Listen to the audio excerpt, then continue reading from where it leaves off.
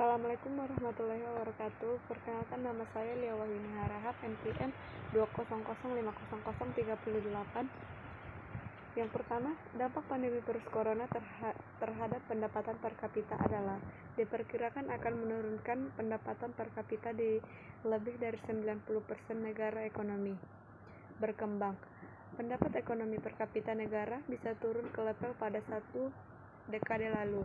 Yang kedua adalah dampak pandemi virus corona terhadap pendapatan nasional adalah pertumbuhan pendapatan negara akan minus 10%, penerimaan pajak rasio juga akan rendah, bisa turun sangat dalam, pendapatan non pajak juga akan sangat defisit terlalu dalam.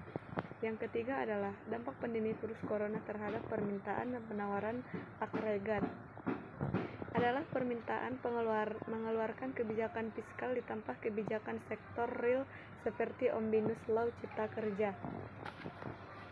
Dan yang keempat adalah dampak pandemi virus corona terhadap pertumbuhan ekonomi. Virus corona berimbas pada pertumbuhan ekonomi. Bank Indonesia memproyeksikan pertumbuhan ekonomi Indonesia di tahun ini akan tertetapkan di level 2,1%. Yang kelima adalah dampak pandemi virus corona terhadap pembangunan ekonomi.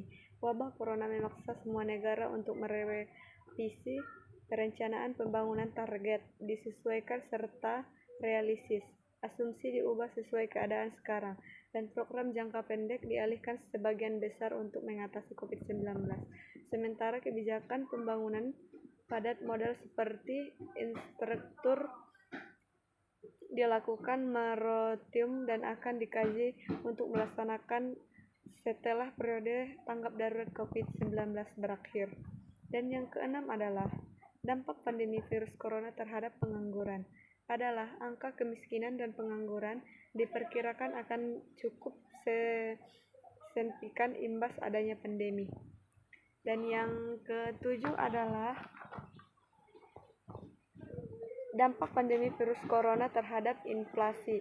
Angka inflasi pada April 2020 sebesar 0,08%.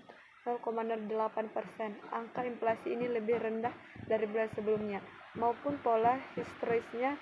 Perkembangan harga berbagai komoditas secara umum menunjukkan adanya kenaikan, tapi kenaikan sangat kecil sekali.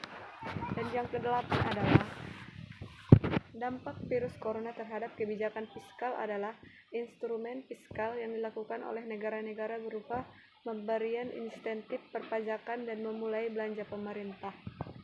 Dan yang kesembilan adalah dampak virus corona terhadap kebijakan moneter adalah penurunan suku bunga, stabilisasi untuk penguatan rupiah, perluasan instrumen dan transaksi pasar untuk falas, injeksi likuiditas, pelanggaran kebijakan makroprudensial, kemudahan dan kelancaran sistem pembayaran tunai dan non-tunai.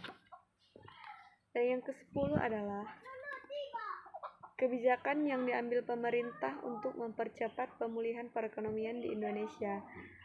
Pemulihan ekonomi nasional dilakukan dengan mengambil kebijakan fiskal dan moneter dan komprehensif. Di samping itu, pemerintah juga mengelolakan dana APBN untuk pemulihan ekonomi sebesar 2 triliun. Terima kasih. Assalamualaikum warahmatullahi wabarakatuh.